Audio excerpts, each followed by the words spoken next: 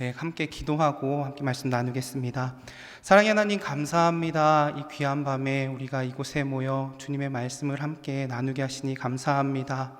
하나님, 이 시간 말씀이 증거될 때에 꼭 필요한 하나님의 말씀 증거하게 하시고 또 우리에게 꼭 필요한 말씀이 들려지는 귀한 시간 되게 하여 주시옵소서. 아버지께서 이 자리를 성별하셨사오니 우리가 이 자리에 나와 예배하며 주님을 더욱더 의지하는 귀한 시간 되게 하여 주시옵소서. 이 시간에 붙드실 줄 믿사오며 예수님의 이름으로 기도합니다. 아멘. 이 시간 예배 자리에 오신 모든 성도님들의 삶 가운데 하나님의 은혜와 평강이 가득하기를 주님의 이름으로 축복합니다. 특별히 신앙의 자리를 지키고 삶의 시선을 하나님께 드리며 믿음의 순례의 길을 걷는 우리의 모두의 삶 가운데 하나님이 동행하시고 또 쉼이 되어주시며 지켜주시는 귀한 삶을 누리는 믿음의 삶이 되시기를 다시 한번 축복합니다. 최근에 저는 저희 아이가 보는 TV에서 나오는 만화를 통해서 가끔 은혜를 받게 됩니다. 단순한 진리를 깨닫는 경우도 있습니다. 사실 아이들이 보는 만화나 동화는 어른들의 시선에서 보면 너무나도 단순하고 그렇지만 황당하고 유치한 내용들이 많이 있습니다. 또 어떤 내용은 이렇게 급하게 반전이 있어도 되나 의심할 정도로 황당한 내용들이 전개가 될 때가 많이 있습니다. 보통 그 내용은 어떤 내용이냐 하면 친구들과 사이좋게 지내야 한다는 내용이거나 혹은 거짓말을 하지 말라는 내용이거나 어려운 일은 부모님을 통해서 해결하라는 아주 단순한 이야기들을 해나갑니다. 그런데 이 내용들을 조금만 귀담아 들어보면 이 단순하지만 명확한 진리의 내용을 담습니다. 그래서 때로는 저희 아이가 보는 만화나 이 동화를 통해 제가 큰 은혜를 받게 됩니다. 예를 들어 친구들과 사이좋게 지내야 한다고 하면 친구를 사랑하는 것과 같은 말이지 않습니까? 그런데 이것이 성경 요한복음 13장에 예수님께서 제자들에게 새 계명을 주실 때 사랑하라고 말씀하시는 것 같지 않습니까? 이것을 사이좋게 지내야 한다는 것에 대조해 보면 친구를 사랑하라는 것과 같습니다. 예수님이 전하는 새 계명과 같은 말이지요. 또 거짓말하지 말라는 것은 10계명에서도 말하고 있습니다. 제9계명이 어떤 계명이죠? 거짓 증언하지 말라라고 되어 있지 않습니까? 말을 고상하게 써놨지만 사실은 거짓말하지 말라는 겁니다. 타인에게 대해서 그리고 나에게 대해서 또 하나님께 대해서 거짓말하지 말라는 것을 이야기합니다. 그리고 어려운 문제를 만날 경우 부모님께 도움을 요청하라고 합니다. 그렇게 하면 부모님이 도움이 되셔서 이 어려운 문제를 해결받게 된다고 말합니다. 우리도 어려운 문제를 마주할 때 어떻게 합니까? 하나님께 기도하고 답을 구하십시오. 이렇게 대답하지 않습니까? 이렇게 어린 아이들이 보는 만화를 통해서, 이 동화를 통해서 저는 가끔 은혜를 받게 됩니다. 그리고 이런 면에서 세상 모든 아이들은 참 똑똑한 것 같습니다. 본인이 할 수 없는 문제를 마주하게 되면 도움을 줄 만한 어른에게 찾아갑니다. 자신의 눈을 조금 돌려 마주하는 문제들이나 어려움을 해결해 주는 사람을 금세 찾아가게 되는 것이죠. 이런 모습을 보면 때로 더 오랜 삶을 살아온 저희들보다 이 어린 아이들이 더 똑똑하고 더 현명하며 더 좋은 믿음을 가지고 살아가는 것 같습니다. 자, 그렇다면 오늘을 살아가는 우리는 과연 어떨까요? 우리는 삶의 어려움을 마주할 때 누구를 찾으며 살아가고 있습니까? 오늘 말씀을 나누며 우리의 삶 또한 현명한 시선을 갖는 시간이 되기를 주님의 이름으로 축복합니다. 오늘 말씀의 제목과 배경은 이렇습니다. 이 말씀에 보면 성전에 올라가며 부르는 노래라는 소제목을 두고 있습니다. 이스라엘에는 꼭 지켜야 하는 3대 절기가 있었습니다. 오순절, 유월절, 장막절인데요. 하나님은 이 절기를 지킬 때 남자들이 꼭 예루살렘으로 돌아와 하나님을 예배하도록 명령하셨습니다. 말이 쉬워 3번이지 사실 그 이동거리나 기간은 만만치 않았을 것입니다. 지금은 길이 좋아지고 또 이동수단이 좋아졌기 때문에 움직이는 것이 그나마 편할 것입니다. 하지만 이 말씀이 이야기되던 이 시기에는 그렇지 않았을 겁니다. 며칠 혹은 몇 주를 걸어서 예루살렘에 모이는 일을 1년에 3번씩 해야 됐던 겁니다. 그런데 그렇게 예루살렘으로 가다 보면 이 평야를 걷기도 하지만 또 광야길을 걷기도 합니다. 평안한 길이 될 수도 있지만 위험한 길을 걷기도 합니다. 맹수와 독충 그리고 강도의 위협이 도사리는 그런 길을 걸었을 것입니다. 두렵고 떨림에도 불구하고 이스라엘의 남자들은 그럼에도 1년에 3번 예루살렘으로 하나님을 예배하러 갑니다. 그 가는 마음에 얼마나 마음이 불안하고 두려웠을까요? 하지만 이들은 이 길을 걸으며 불안하지만 확실한 한 가지 믿음을 가지고 걸었을 것입니다. 그것이 바로 하나님이 지켜주신다는 믿음이었습니다.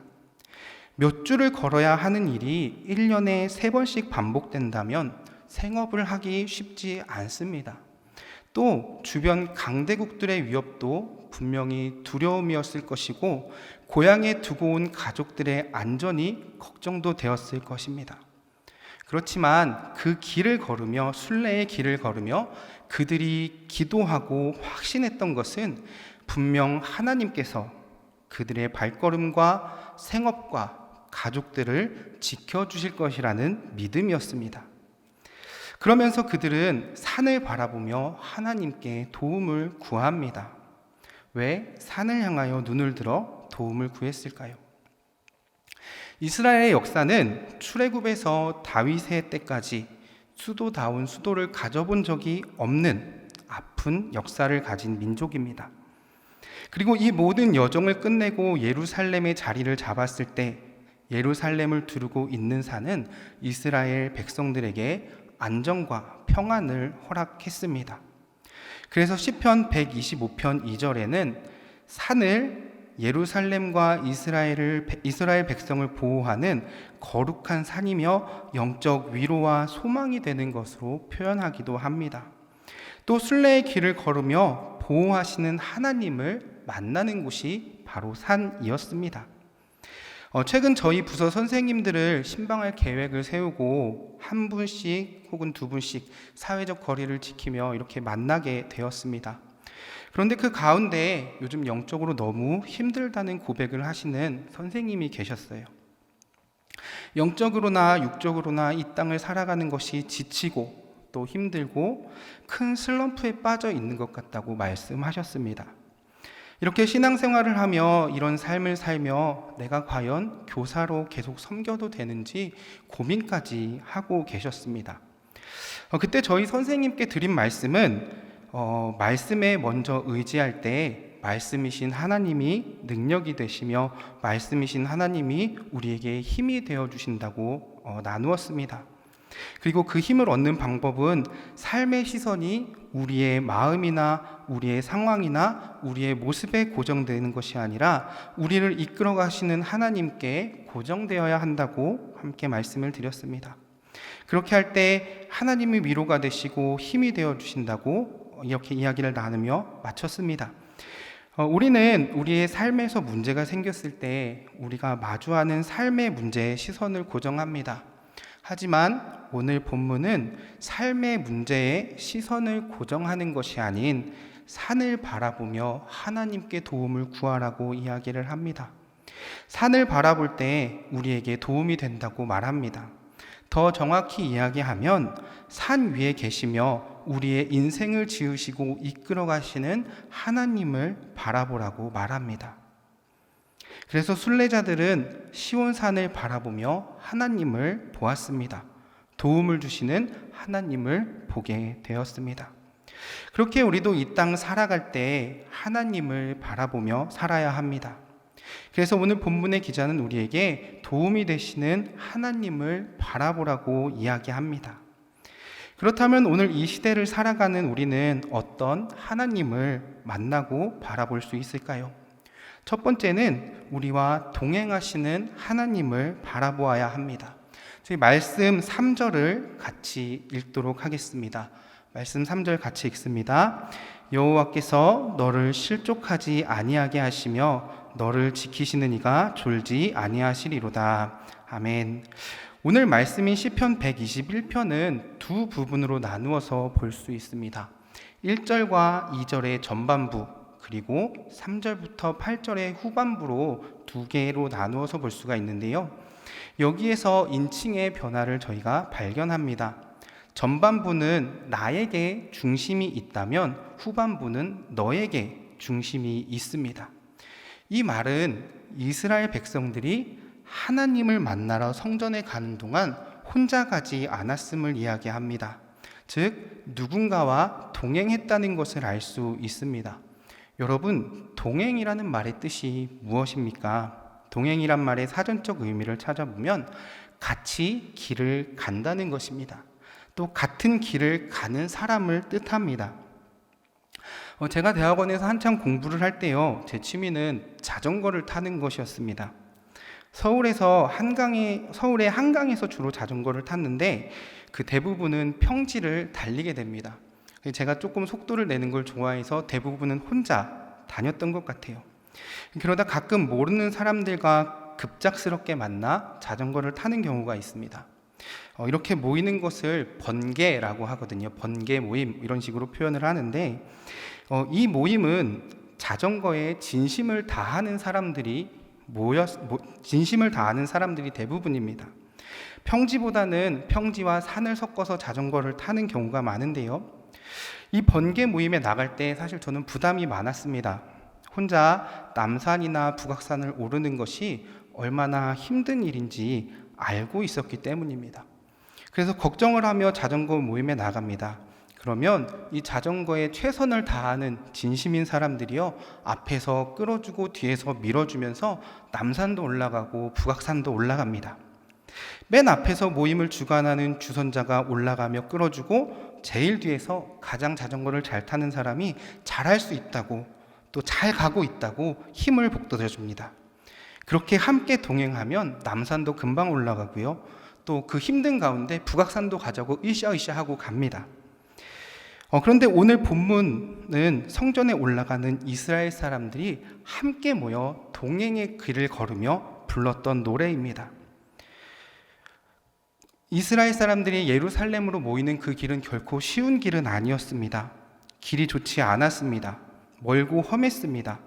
푸른 들판을 가기도 하지만 건조한 땅을 걷기도 합니다. 수렁이나 진흙을 걷기도 합니다.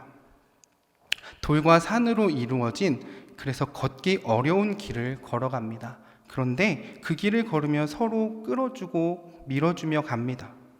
또 독충과 맹수, 그리고 강도의 위협이 도사리고 있는 길을 걸어갑니다. 혼자 가면 위험한 길이지요.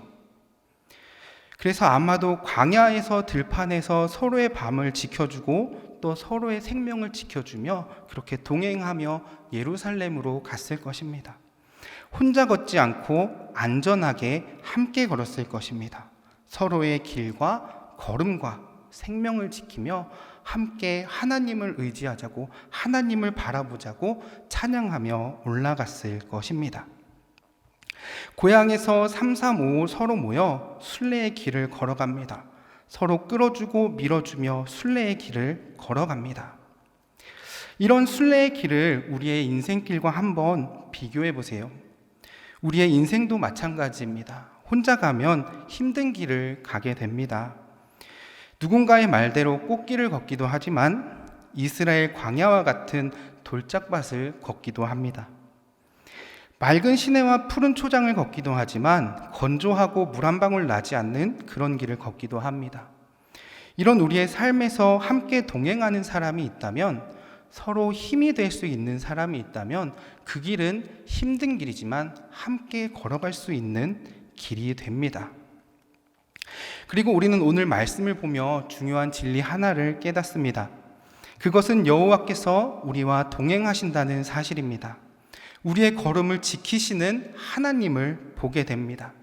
광야길을 걸을 때 우리의 걸음을 지켜주시고 그 걸음에 동행하시는 하나님을 만나게 됩니다. 말씀을 보니 여호와께서 그들의 발걸음을 지키셔서 구덩이에 빠지지 않도록 하시며 우리의 걸음을 지키신다고 말하고 있습니다. 우리의 인생의 길이 때로 어려워 보이고 힘들어 보이지만 우리는 오늘 말씀을 통해 우리와 동행하시는 또 우리의 삶을 지키시는 하나님을 만나게 됩니다. 이 땅을 살아가며 다른 무엇보다 우리와 동행하시는 그 하나님을 바라보며 살아가는 여러분들 되시기를 바랍니다. 그렇게 할 때 우리와 동행하시는 하나님의 손길이 우리의 삶을 지키시는 줄 믿습니다. 두 번째는 우리에게 쉼을 허락하시는 하나님을 바라보아야 합니다. 우리 5절 말씀 함께 읽겠습니다. 5절 말씀 함께 읽겠습니다. 여호와는 너를 지키시는 이시라. 여호와께서 내 오른쪽에서 내 그늘이 되시나니. 아멘. 오늘 말씀에요, 그늘이라는 단어가 나옵니다. 성경에서 그늘이란 말은 두 가지 의미를 갖지요. 하나는 어둠이라는 의미를 갖고요, 다른 하나는 보호라는 의미를 갖습니다. 그래서 어둠은 사망이라는 의미를 표현 속에 담고 있고, 보호는 쉼과 평안이라는 의미를 표현 속에 담습니다. 이렇게 두 가지 표현을 가지는 것은 이 팔레스타인이라는 지역이 갖는 지역적 특성 때문입니다. 사막의 뜨거운 열기를 가진 곳에서 그늘은 쉼과 평안을 줍니다.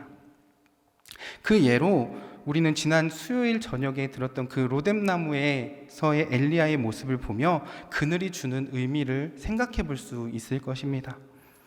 또 니느웨 성에서 회개를 선포하고 그 성을 바라보던 요나에게 주신 박넝쿨의 그늘을 통해 선지자에게 쉼을 주셨던 그 그늘의 의미를 살필 수 있습니다. 2019년도에 제가 부속실 사역을 마치면서 성지순례를 다녀올 기회가 있었습니다. 성지순례를 다니며 느꼈던 것은 이스라엘은 우리나라만큼이나 참 덥다라는 거였어요.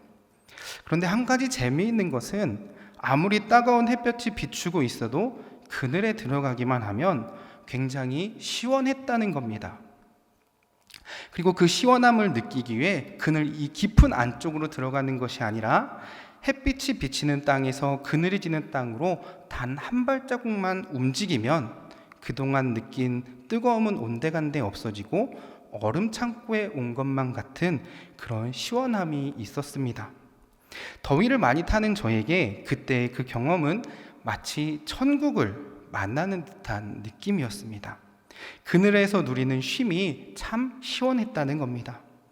그런데 여러분 한번 상상해 보시기 바랍니다. 이스라엘 백성들이 예루살렘의 절기를 지키기 위하여 각자의 자리에서 걸어옵니다. 그리고 한낮의 뜨거움을 온몸으로 받아내며 그 뜨겁고 목마른 길을 걸어가는 거예요. 가도 끝이 보이지 않는 그 길을 걷습니다. 그런데 그런 그들에게 하나님이 그늘이 되어 주신다고 이야기를 합니다. 그래서 말씀은 보호와 쉼의 의미로 그늘이라는 단어를 사용하고 있습니다. 그리고 우리는 그늘을 여호와의 날개로 표현하기도 합니다. 여호와의 날개는 우리에게 쉼이 되며 평안이 되지요. 오늘 말씀을 준비하고 묵상하며 저는 그늘이라는 이 단어를 바라보며 그때 그 시원한 기억을 다시 한번 생각해 보았습니다. 뜨거운 태양볕 아래에서 그늘을 만난다는 것, 그것이 여행자에게 있어서 어떤 의미이겠습니까? 하나님 나라를 향한 순례길에서 하나님이 우리의 그늘이 되어주신다는 그 말씀이 어떤 의미이겠습니까? 시원하지 않습니까? 또 마음이 평안해지지 않습니까? 뜨거운 태양볕 아래를 걷다가 만나는 그늘은 시원함과 쉼이 있었습니다. 이처럼 그늘은 우리에게 그런 것입니다. 그래서 시편 17편 8절에도 주의 날개 그늘 아래 감추어 달라고 하나님께 구하는 다윗의 모습을 볼 수 있습니다. 또 우리는 찬송가 419장을 통해 하나님의 그늘이 어떤 의미인지를 알게 됩니다. 저희 찬송가 419장을 같이 한번 불러볼까요? 주 날개 밑 내가 편안히 쉬네. 밤 깊고 비바람 불어쳐도 아버지께서 날 지켜주시니 거기서 편안히 쉬리로다. 주 날개 밑 평안하다. 그 사랑 끊을 자뉘뇨. 주 날개 밑 내 쉬는 영혼 영원히 거기서 살리. 아멘. 얼마나 든든한 고백입니까? 주님의 날개 그늘 아래 있으면 편안하다고 합니다. 거기서 쉼을 얻는다고 합니다. 여러분, 우리의 삶에 비바람이 많이 붑니까? 또 돌짝밭과 같은 길을 걸어가고 계십니까? 또 우리가 가야 할 길이 아직 멀다고 느껴지십니까? 그럴 때마다 우리에게 그늘이 되어주시는 하나님께 우리의 삶의 시선을 맡기시기를 바랍니다. 그렇게 하면 지치고 힘든 우리의 삶을 하나님께서 바라보시고 우리에게 쉼과 평안을 허락해 주시는 줄 믿습니다. 우리의 그늘 되시는 하나님 바라보며 참된 평안과 쉼을 얻는 저와 여러분들의 삶이 되기를 축복합니다. 마지막 세 번째로 우리를 지켜보시는 하나님을 우리는 바라보아야 합니다.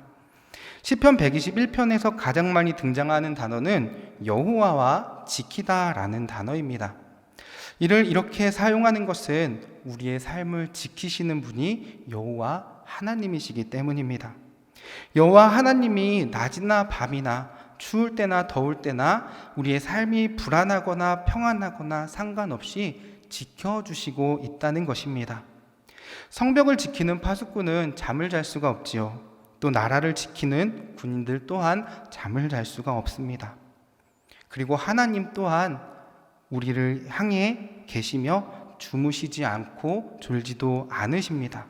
왜냐하면 그 사랑하는 하나님의 자녀를 지키시기 위함입니다. 더욱이 오늘 본문을 보면 시편 기자는 하나님은 졸지도 않고 주무시지도 않는다고, 그리고 그 백성을 지키신다고 전합니다. 당시 고대 근동의 신 이해는 밤에는 신들도 잠을 잔다고 생각했습니다. 그래서 이방신을 믿는 사람들은 자신들이 위기에 빠지거나 신의 도움이 필요할 때 어떤 제사의 행위를 통해 신들을 깨우고 도움을 얻어야 한다고 생각했어요. 심지어 자신들의 어려운 상황을, 그리고 급박한 상황을 표현하기 위해 자해를 서슴지 않았고요. 또 마음을 알아달라며 인신공양도 서슴지 않았습니다. 이것과 대조해 오늘 시편 기자는 하나님은 그런 분이 아니라고 말씀을 전합니다. 세상의 모든 우상보다 뛰어나신 하나님이 참 신이시며 도움이심을 우리에게 전하고 있습니다.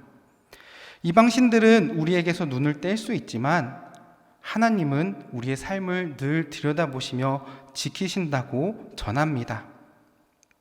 하나님은 우리의 일거수일투족을 지키고 계시다는 것을 우리에게 말하고 있습니다. 하나님의 관심이 언제나 우리에게 있음을 시편 기자는 이야기합니다. 저희 아이는요, 올해 4살입니다. 근데 주일에 9시에 유아시에서 예배를 드리고요, 10시에서 11시 사이에 꼭 해야 하는 것이 있습니다. 이 새싹 예배에 들어가기 전에 잠시 카페에 들려서 빵을 먹는 것이 주일날 필수 코스예요. 그리고 지난 봄 어느 주일날도 당연하게 이 코스를 밟고 있었습니다. 어김없이 빵을 먹고 기분 좋게 카페를 나서고 있었어요. 그때 저희 아이에게 큰 사고가 날 뻔했습니다. 저희 아내가 잠깐 자리를 정리하는 사이에 아이 혼자 이 열려져 있는 카페 문을 통과해서 밖으로 나온 거예요. 그리고 길을 건너려고 그 위험한 자리에 서 있었습니다. 그때 시간이 오전 10시 30분에서 40분 경이었고요. 또 교회로 오시는 분들이 많았고 차량 이동도 많았던 시간이었습니다. 그런데 다행히 엄마가 발견을 하고 아이를 챙겼고 큰 사고 없이 그날을 잘 넘겼어요. 저희 아이가 걷기 시작하고 밖으로 나올 수 있기 시작하면서 저희 아내와 나누었던 이야기가 있습니다. 그것은 둘 중에 누군가가 아이를 챙길 거야 라는 생각을 하지 말자는 거였어요. 아이가 시야에서 사라지지 않게 서로 잘 챙기자는 것이었습니다. 어디를 가든 시야에서 벗어나지 않도록 애쓰자고 이야기를 했어요. 그런데 그날 항상 잘 챙기다가 혼자 아이를 챙기다 보니 아이를 놓쳤고 아이가 사라졌고 그렇게 큰 사고가 날 뻔했습니다. 사람은 아무리 잘 챙겨보고자 해도 가끔 이렇게 놓칩니다. 시야에서 잃어버릴 때가 있습니다. 그러나 오늘 본문의 기자는 하나님의 관심이 우리에게 있고 그 하나님이 우리를 늘 지키신다고 이야기를 합니다. 인간의 한계와 연약함을 뛰어넘는 하나님이 우리를 늘 지키고 계신다고 말합니다. 그리고 졸지도 않고 주무시지도 않고 언제나 우리를 지켜보고 계신다 말합니다. 이런 하나님께 우리의 시선을 드린다면 어떨까요? 어디를 가든 무슨 일을 하든 두렵지 않을 것입니다. 또 어려움이 없을 것입니다. 왜냐하면 하나님이 우리를 지켜보고 또 안전하게 지키시기 때문일 것입니다. 다른 어느 곳보다 하나님께 시선을 두어 하나님의 보호하심을 받는 여러분들의 귀한 삶이 되시기를 축복합니다. 제 말씀을 정리합니다. 제가 오늘 말씀에 여호와와 지키다라는 단어가 가장 많이 등장한다고 말씀을 드렸습니다. 작은 범위에서 보자면 시편 121편의 이 소제목에서처럼 성전을 향하여 올라가며 부르는 노래, 그리고 그들을 지키시는 하나님을 찬양하며 하나님께 도움을 구하는 말씀일 수 있습니다. 하지만 우리의 인생을 놓고 보면 순례자의 삶을 살아가는 우리가 바라보아야 할 진리의 말씀인 줄 믿습니다. 더욱이 이 땅을 살아가는 또 천국을 향해 여정을 걸어가는 저와 여러분, 그리고 우리에게 전하는 진리의 말씀입니다. 그렇다면 우리의 시선은 어디를 향해 있어야 합니까?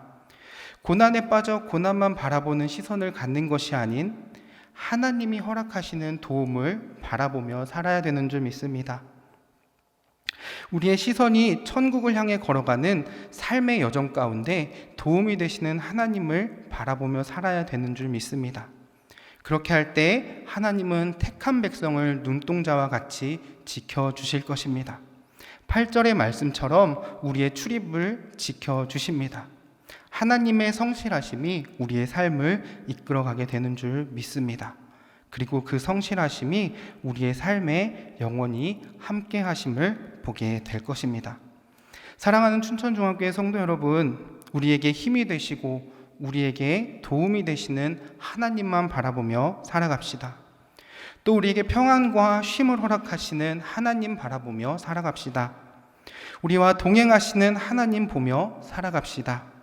삶의 문제보다 더 크신 하나님 바라보며 이 땅을 살아 인생의 문제, 어려움, 도전, 고통, 괴로움, 슬픔, 질병이 찾아올지라도 두려워하지 않고 말씀에 의지하여 승리하는 귀한 삶이 되기를 주님의 이름으로 축복합니다. 말씀을 마치며 우리 오늘 본문 말씀을 1절부터 8절까지 다시 한번 마음을 다해 읽고 하나님은 너를 지키신다 찬양하고 함께 기도하면 좋겠습니다. 우리 말씀을 다시 한번 읽겠습니다. 내가 산을 향하여 눈을 들리라. 나의 도움이 어디서 올까? 나의 도움은 천지를 지으신 여호와에게서로다. 여호와께서 너를 실족하지 아니하게 하시며 너를 지키시는 이가 졸지 아니하시리로다. 이스라엘을 지키시는 이는 졸지도 아니하시고 주무시지도 아니하시리로다. 여호와는 너를 지키시는 이시라. 여호와께서 내 오른쪽에서 내 그늘이 되시나니 낮에 해가 너를 상하게 하지 아니하며 밤의 달도 너를 해치지 아니하리로다. 여호와께서 너를 지켜 모든 환난을 면하게 하시며 또 내 영혼을 지키시리로다. 여호와께서 너의 출입을 지금부터 영원까지 지키시리로다. 아멘. 우리 함께 찬양하겠습니다.